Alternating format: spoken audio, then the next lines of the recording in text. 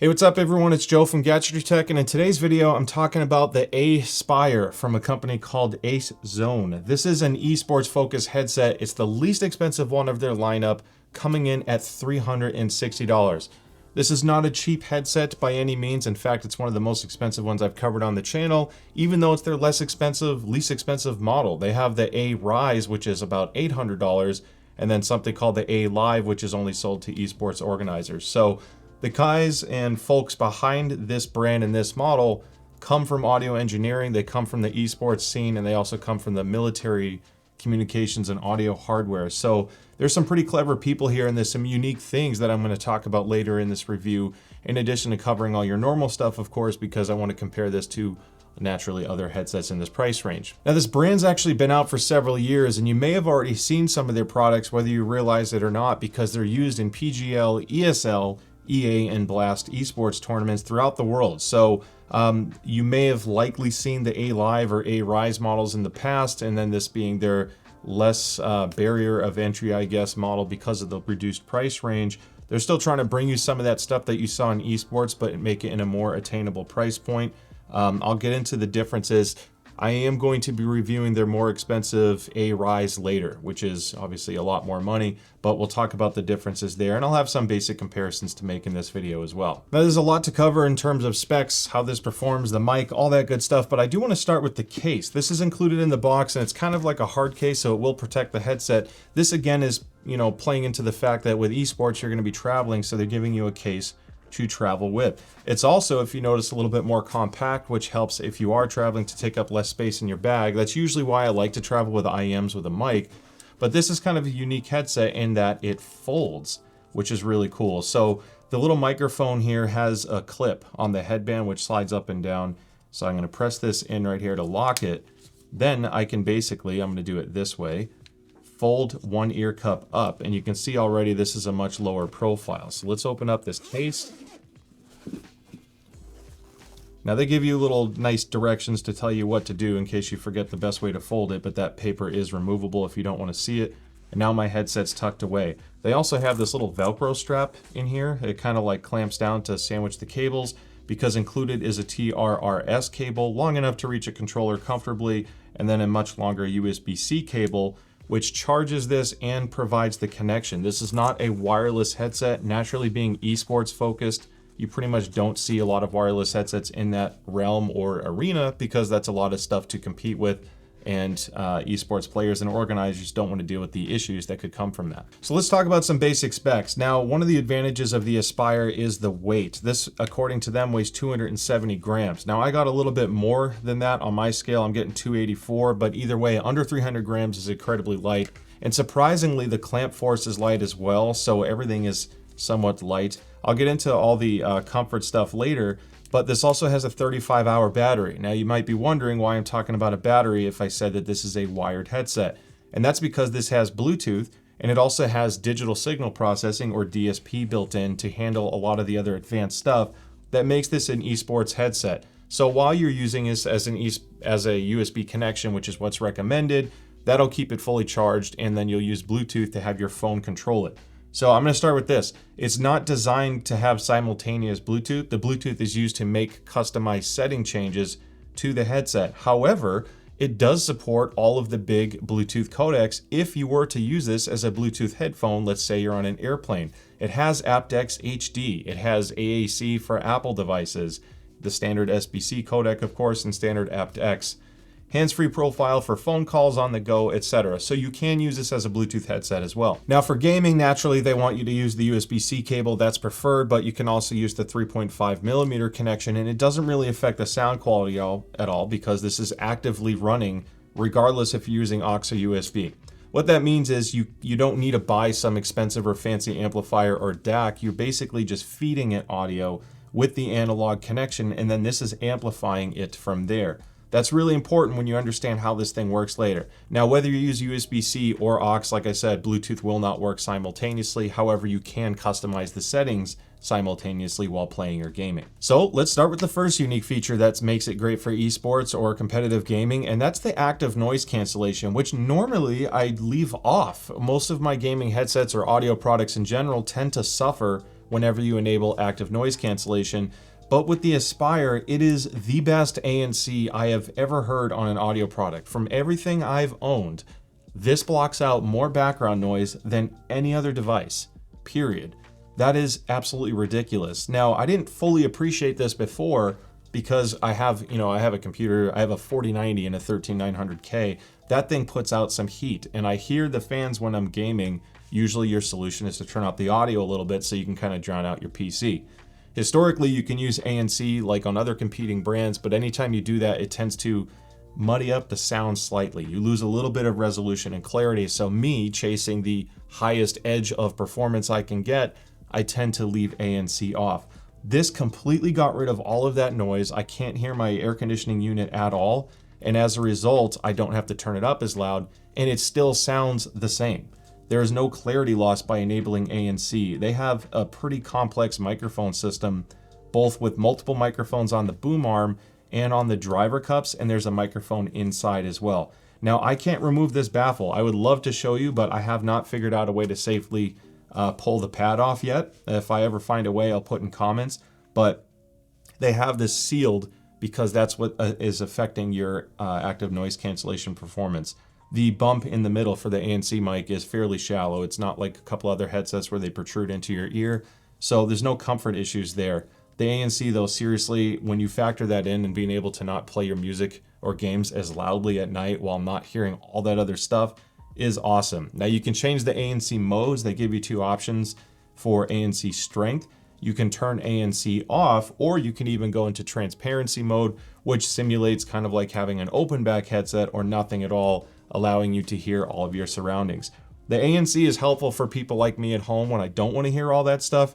But again, when you factor that this is also meant to be used in an esports setup or a LAN party, if you have a lot of other background noise, you're in a noisy environment, a coffee shop, whatever it may be, this is going to get rid of all of that, dramatically reduce that sound, which again helps you be more competitive and focus on the game. Now, in a simple way of explaining it, ANC is reducing your noise floor, which is basically your most subtle noise that you can pick up. Think of it as when you're listening to a stereo system and your volume's turned all the way down, you turn it up to a threshold to where you can finally hear things the way you want to hear it. It's the same idea with a gaming headset or audio product in general when you're in a noisy environment. By reducing those background noises, you can hear the more subtle stuff in the game. You can only turn the volume up so loud before you're damaging your hearing. So reducing other background noises means that if someone's crouching and trying to sneak up on you, or there's footsteps running in from the distance, it just gives you that extra tangible benefit of hearing it a little bit sooner. Now, AceZone is using a PLU, which is like a synthetic leather. This does a much better job of trapping in sounds while also rejecting sounds. That's called passive noise isolation.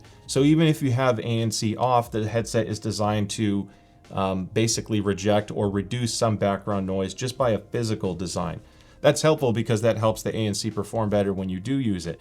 Now, one of the bigger advantages to the A Live and the A Rise, which is the more expensive variant, of course, over double the price, is it has much better passive noise isolation. So the sound separation from game to real life is better on the more expensive models. That's honestly a huge thing of what you're paying for.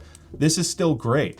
The passive noise isolation on this is one of the better ones. I don't think it quite matches the VZR Model 1 as far as passive noise isolation goes, but it's certainly one of the best I've used. Now, naturally, when you step up to other models with more passive noise isolation, like the A Rise, for example, that doubles the weight. It's almost 600 grams for that, where again, this one's under 300. So you get pros and cons with both design choices.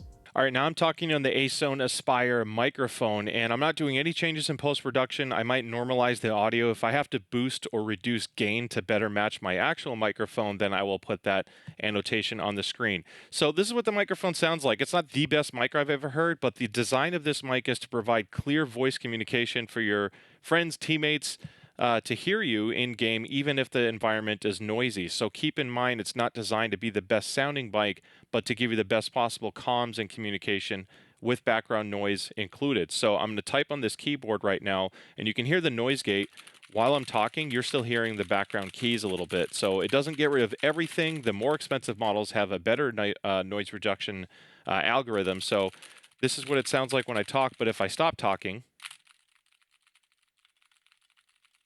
you could see that or you could hear that the keyboard audio noise is reduced as well. So now to show you how good this microphone is in a noisy environment, I'm going to play some stadium sound effects, basically like effects from a different crowd or game, whatever it may be from YouTube. I'm going to play it really loud or quite loud on the laptop, and the shotgun mic is going to play that noise first. Then I'm going to point to the microphone and show you what it sounds like on here, the exact same recording.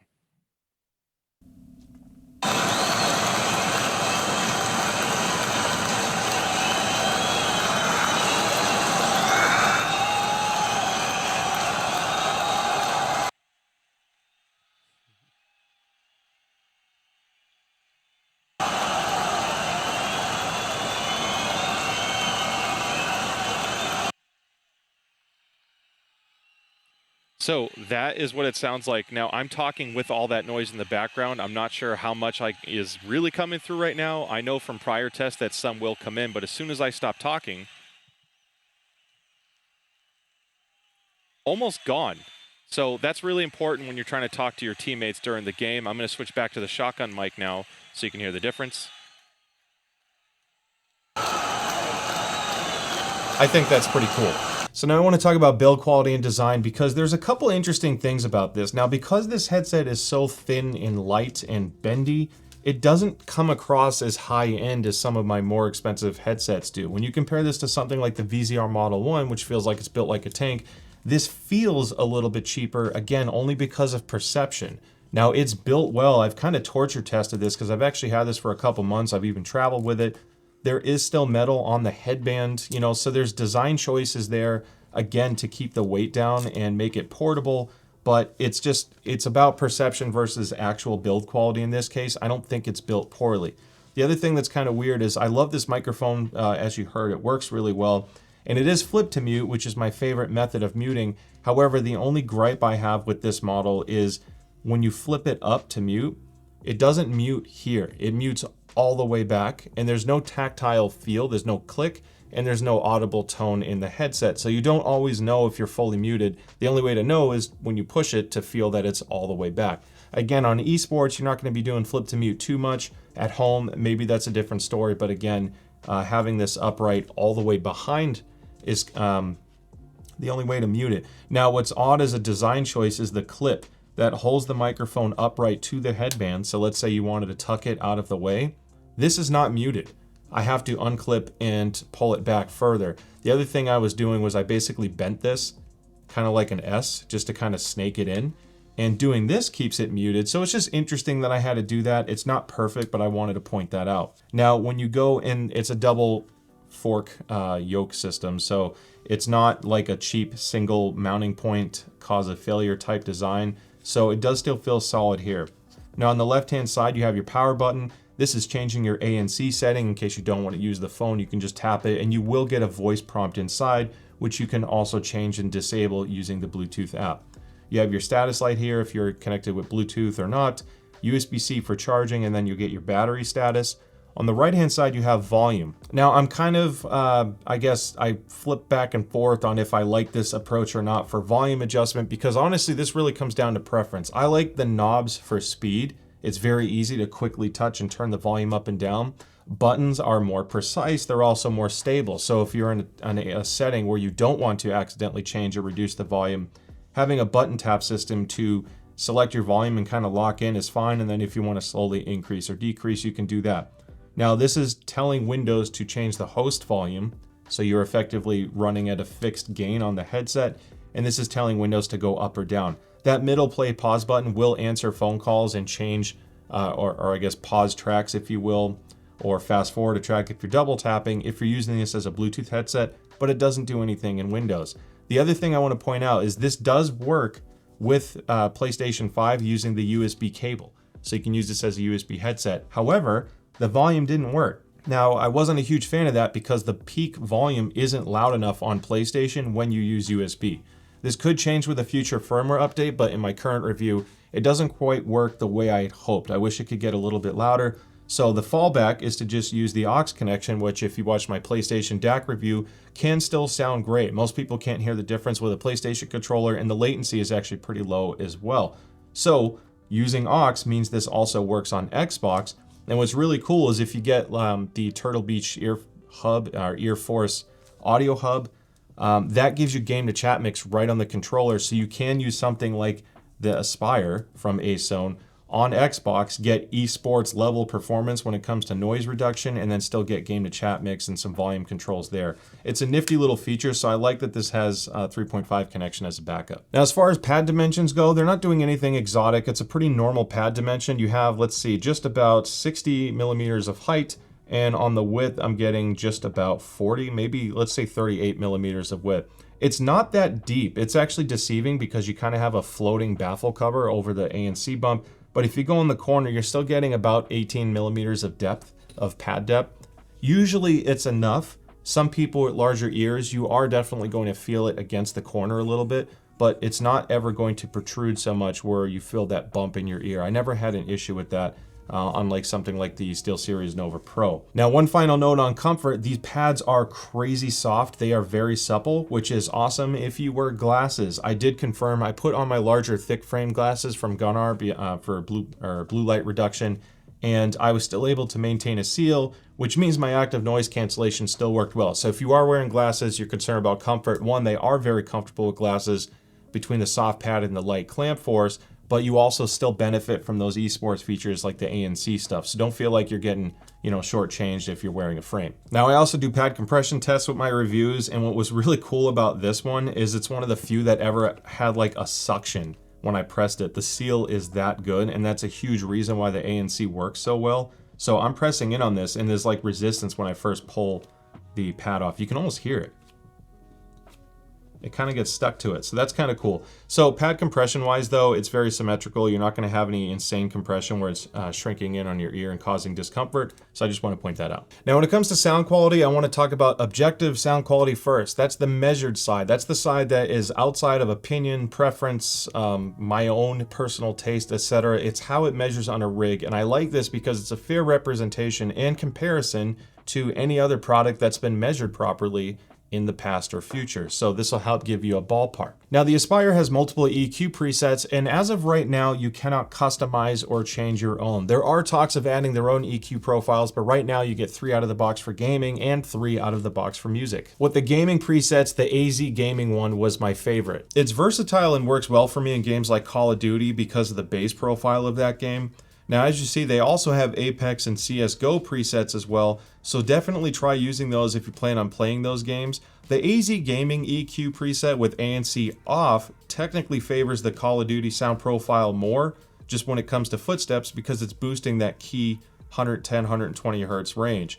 However, by eliminating my desktop and AC fan noise with ANC on, that still ends up providing me with a more competitive setup overall. So I'm not relying on the EQ solely to help me hear footsteps. The byproduct of having that lower noise floor plus a good tune overall is what's giving me the best edge when it comes to FPS. Now, to translate what you're seeing on those measurements, this is a fairly bass neutral to bass light headset. It's designed for FPS and esports. Again, you don't want heavy bass with that, because if you have too much bass, it's going to muddy up the mix. It's causing the driver to do more than it needs to, and it's providing you with extra information you don't need as well. The key here is footsteps, so the bass is reduced. Now, with the music presets, you're basically choosing how much extra bass you want, which is kind of countered to the gaming presets. So don't just plug this in, set it for AZ Gaming, for AceZone Gaming, and then go play your favorite music on your phone and think you're good to go. Use the app, switch to one of the music presets, and lift the bass if you're looking for it. Now, even though they're called music presets, it doesn't mean you can use them for gaming. So if you look at the sound profile using the music presets, the 3 modes are basically allowing you to choose how much extra bass you want. If you go to the music powerful setting, it's basically lifting bass more substantially, but you're also getting a slight treble lift as well. This can be helpful, in fact more preferred by users that are using this for music. However, if you're playing an immersive game, that extra bass might help as well. So depending on what video game you're playing, if you want the explosions to actually have more bass and depth to them, this can still do that. You just have to choose the music preset to do it. Otherwise, the gaming presets are all focused on footsteps and bass light sound. So when it comes to subjective quality, this is where the crazy stuff happens, because this does not show up in a sine sweep. The AceZone headsets use DSP, or digital signal processing, with a custom algorithm to actively target footstep sounds. This is hard for me to say because I usually don't believe in this stuff. I tend to prefer that just a well-tuned headset is going to give you the best experience. And usually if you're boosting a certain frequency of a game, that will make that frequency louder, which is why they typically help for footsteps. This goes beyond that.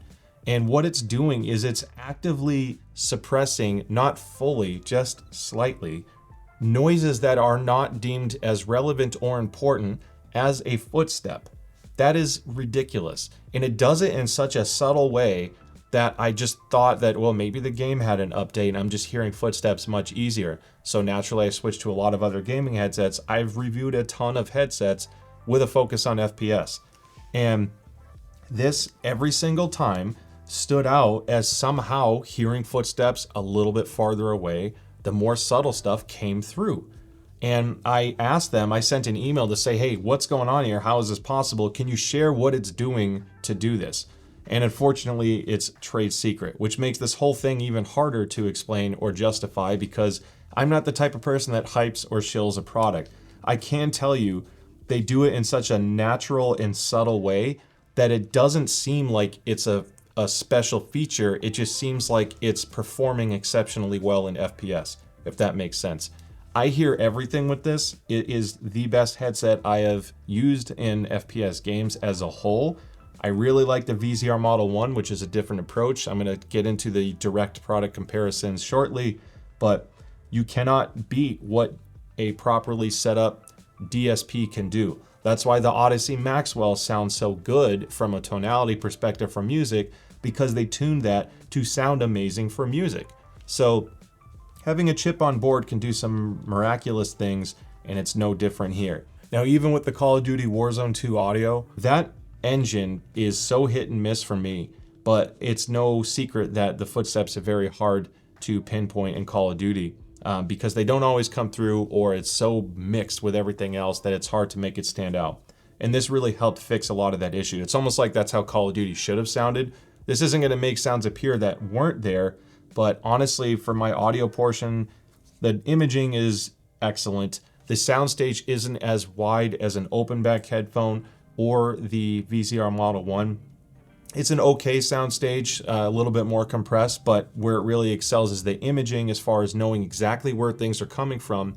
And thanks to that DSP being as subtle as it is, I still get a sense of depth. Some compressors or tools that you install on Windows, for example, will make it so you know things are in that direction, but you can't figure out how far it is because it's compressing it too much. That's why I've never advocated for enabling those. You want to know if they're right next to you or far away. That's still just as important as the direction they're coming from. What's cool about this is because it's built into the headset, not through a Windows program, is PlayStation 5 and Xbox players can benefit from all this voodoo magic stuff that it's doing.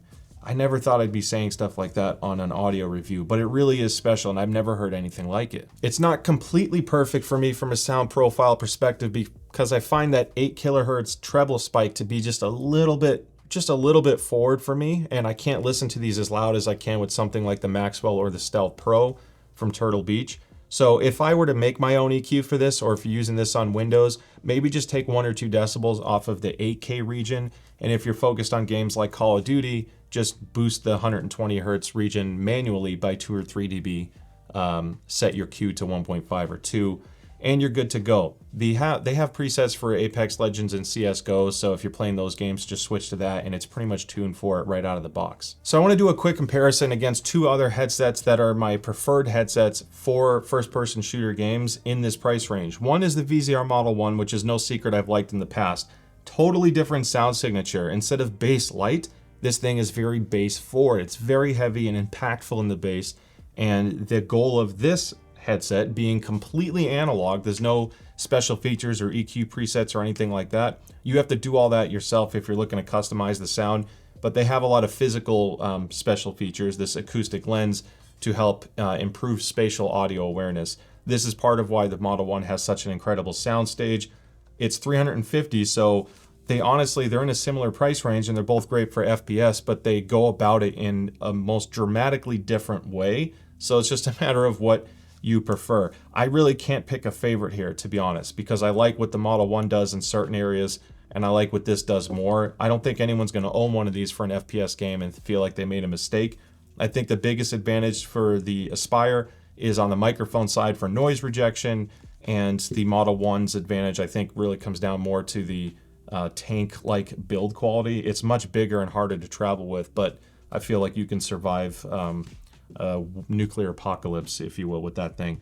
Then you get into the Stealth Pro from Turtle Beach, which was a surprise for me. It's not perfect. The clamp force is still kind of strong. It has simultaneous Bluetooth. It has custom EQ profiles, great flip to mute, game to chat mix. It's cross-platform, fully wireless, but somehow this has insane first-person shooter performance from an imaging perspective. It really does an excellent job of pinpointing where things are coming from. It's the best wireless headset I've used when it comes to FPS.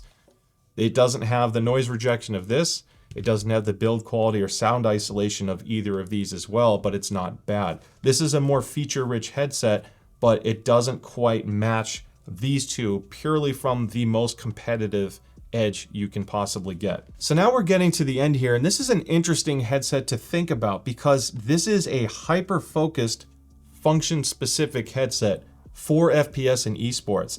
The microphone noise rejection is first class, only matched by the Maxwell from Odyssey with that filter technology. That does an incredible job at noise rejection as well.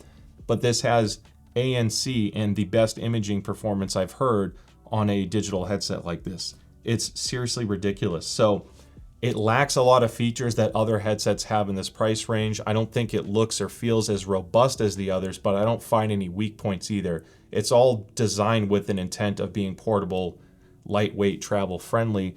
Again, it's just, do you want the ANC and FPS performance with no other concern of other sacrifices? I can still wear this for a long period of time, which was surprising with the leatherette cups, but that light clamp force really does make a big difference for long listening sessions. So while not perfect, between this and a couple other things I mentioned, and not for everybody, I think the Aspire is a serious top pick for any price range for FPS. If you are an esports person or an FPS competitive player, there is no denying that this gives you an edge that I have not come across of any headset ever.